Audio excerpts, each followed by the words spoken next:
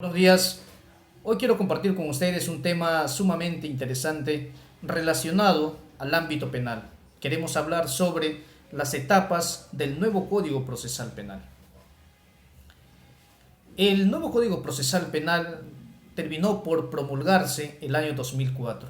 Sin embargo, su plena vigencia comenzó en la ciudad de Huaura el año 2006 como plan piloto.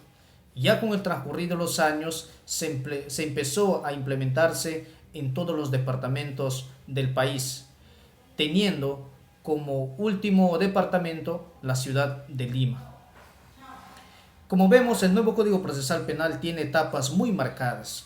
Hablamos de una etapa de investigación preliminar, una etapa de investigación preparatoria, una etapa intermedia y así como el juicio oral, o como muchos académicos lo conocen, la etapa estelar.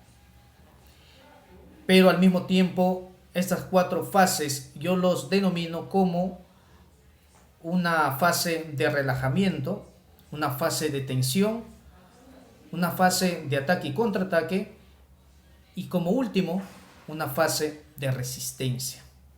¿Y por qué razón? En la etapa de investigación preliminar, lo que hace el Ministerio Público es recabar todos los elementos de convicción necesarios para una próxima denuncia formal que ya se va a ventilar a nivel de la investigación preparatoria. En esta primera fase lo que se hace es tomar declaraciones, recabar documentos, realizar diversas pesquisas, constataciones, inspección en el lugar de los hechos, reconocimiento de personas, entre múltiples diligencias. Hay una fase, vamos a llamarlo así, de relajamiento.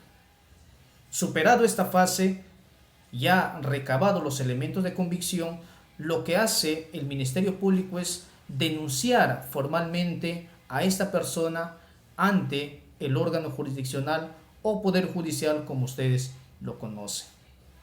Pero ¿por qué razones ingresamos a una fase de tensión? Porque es a partir de esta etapa de investigación preparatoria es cuando el Ministerio Público ya puede solicitar medidas de carácter personal o de carácter real. En las medidas de carácter personal puede solicitar ya comparecencia simple o comparecencia con restricciones o medidas más gravosas como la prisión preventiva. Y en el caso de las medidas de carácter real puede solicitar la incautación de bienes muebles e inmuebles que hayan sido empleados o utilizados en la comisión de ilícitos penales. Es por ello que ingresamos a una fase de tensión. Tensión, ¿por qué razón? Porque ya hay un ataque directo contra la persona, contra su libertad. Superado esta fase, ingresamos a una etapa de ataque y contraataque, o la etapa intermedia. Y aquí lo denomino una fase de ataque y contraataque. ¿Por qué razón? Porque en esta fase es el Ministerio Público quien ya formalmente acusa a una persona sobre un determinado delito y solicitando al mismo tiempo la imposición de una futura pena, así como el pago de una reparación civil. Hay un ataque directo contra alguien en donde ya hay un convencimiento mayor por parte del Ministerio Público para imputarle un determinado delito hacia una persona. Pero al mismo tiempo, el nuevo Código Procesal Penal franquea diversos recursos al abogado defensor. En este caso, el abogado de la defensa puede plantear, en primer lugar, de hecho, el sobreseimiento no es más que el archivo de todo el proceso.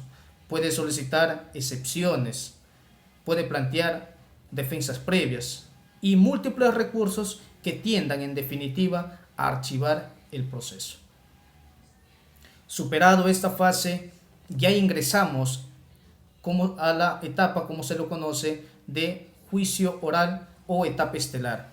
Y yo lo denomino de resistencia, porque es aquí donde que el Ministerio Público plantea también formalmente ante el órgano sentenciador su tesis. que obviamente va a demostrar en esta fase de resistencia. Y al mismo tiempo, el abogado de la defensa plantea su antítesis, es decir, la tesis contraria a lo planteado por el Ministerio Público. Es una etapa de resistencia porque en esta etapa pues se van a actuar todos los medios de prueba necesarios que busquen dilucidar la causa. Pero supongamos que haya una sentencia en contra del procesado, lo que hace el abogado defensor es obviamente plantear un recurso de apelación y que va a ser vista en segunda instancia. Y de ser un delito grave, por ejemplo, tráfico ilícito de drogas, robo agravado, trata de personas o delitos contra la libertad sexual, este inclusive tiende a prolongarse a una tercera instancia, es decir, llegaría a la Corte Suprema. Por eso es que yo lo denomino como una fase de resistencia, porque son varias fases aún más decisivas que va a tener que enfrentar, en este caso, el imputado. Como vemos, el nuevo Código Procesal Penal tiene etapas muy definidas, pero al mismo tiempo, como yo le denomino, no hay una etapa de relajamiento, hay una fase de tensión porque ataca directamente a los bienes de la persona o pone en peligro la libertad de éste. Hay una etapa de ataque y contraataque y una fase de resistencia, que es también una de las fases más importantes donde se va a dilucidar la libertad o no de alguien perseguido por la justicia. Esperemos que este video te haya sido de mucha utilidad y vamos a seguir compartiendo otros conocimientos. Nos vemos.